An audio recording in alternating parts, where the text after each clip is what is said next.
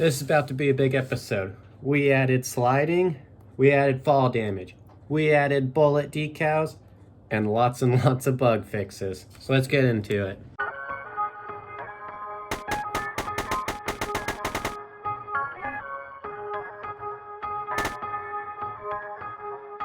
So the first most important thing that I fixed was apparently Unreal Engine wants everyone to make Minecraft clones. When you crouch and there's a ledge, it doesn't let you fall off of it. You're protected like in Minecraft. I don't know any other game with a mechanic like this. And Unreal Engine just has it built in to where you just can't fall off ledges unless you just jump off, or it's very hard to fall off ledges. So there's this little tiny piece of code that's impossible to find unless you look it up. You type in crouch, and then this can walk off ledges when crouching. All you have to do is check that, and now you're not playing Minecraft anymore. So as you can see with this block in my way, I can't just run through it or run past it. I can crouch under it, but that's old news. We already know how to do that. That's boring. So now, if you're running and hit crouch, you can just slide under things now. It's so awesome, works perfectly. As you can see, this is my slide animation. If you've seen a better slide animation, you're definitely lying. This is how you slide. We did go through some interesting iterations of this, so let me show you those. So this first iteration, it's my favorite iteration of all of them. This is, whenever this game becomes huge, I sell 20 million copies or so. This is what the hackers are gonna do. So when I first started learning how to make my guy slide, I just turned the collision off whenever he slid. So now, these secret guns that I'm teasing from you, you can just slide right into them. It's amazing. But there are some downsides. You kind of just fly, so it is useful. So we can just slide right off, get to this next area. Nope, not quite. Couldn't quite get to that next area. But there's some other interesting things. You can just fall out of the map if you're not careful with this, like right here. And there we go, bye-bye. So that's the first iteration, which I was really considering keeping. I thought it was a pretty good feature, but I decided I needed to adjust it. So this next iteration, I was basically there. We have collision now, so if I run and slide, I can't just go through things anymore. That was a terrible example, because my camera clipped through it, but I didn't go through it. And now, except if you run and slide, and just hold shift, you keep doing the animation. And that's a no bueno. We don't want that. And it just looks silly.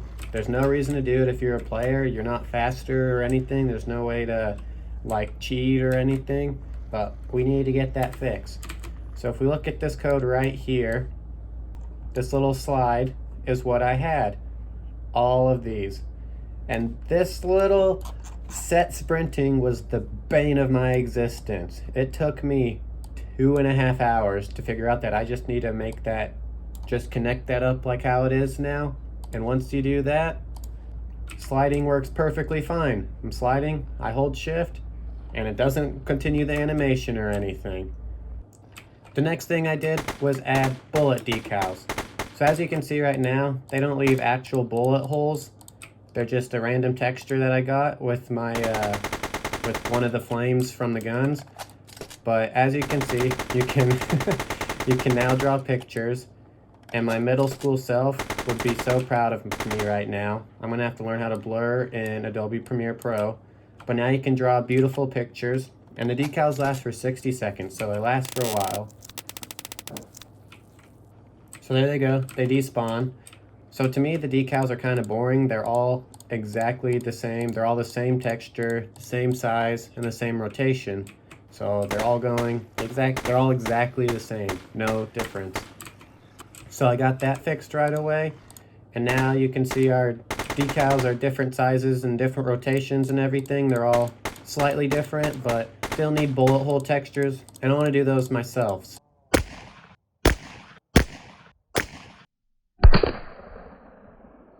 I shot about 10 bullets and got 3 really good pictures of bullet holes that I can add in.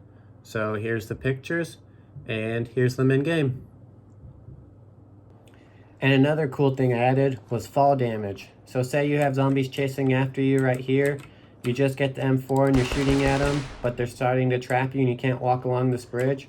You can fall down, but you'll lose health now. So if you fall to the right, you'll see in the top left corner, you only lose 34 health, which is about 1 zombie hit. So that's not terrible, but it is something you have to think about to add a little more challenge to this map now. So if you're a top tier gamer like me and can train like 300 or so zombies like this, but you don't have a very good computer, this is fixed now. So now a lot of zombies will still spawn, but a lot of zombies can still be spawned, but there's a max limit. So if you have a not as good computer, then you should still be able to run the game. Also, another little thing involving the zombies. Before, the player could just stay in the beginning room the whole time. But now, after 3 minutes, I'm pretty sure, a lot of zombies will spawn, so you'll be forced out of there pretty quickly if you want to live longer. So be aware for that. And then, lastly, and probably most importantly, I've cleaned up the code a lot. So I've also learned a lot about Unreal Engine 4 and how it builds and packages games. And if you've put anything into your game project that you got from the marketplace, it's probably going to have a level already. And what Unreal Engine does, it just builds all the levels. So if you downloaded the game, the very first version I uploaded, it was like 5 gigs of a zip file. So I deleted all of that. And now this game is under 300 megabytes as a zip file. So it'll be much better, be able to play on anything. It'll be a lot better now.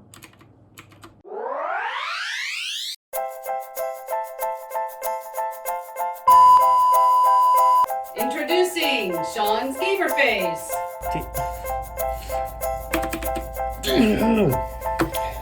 That is not god tier gameplay. That is not what a top tier gamer would have done.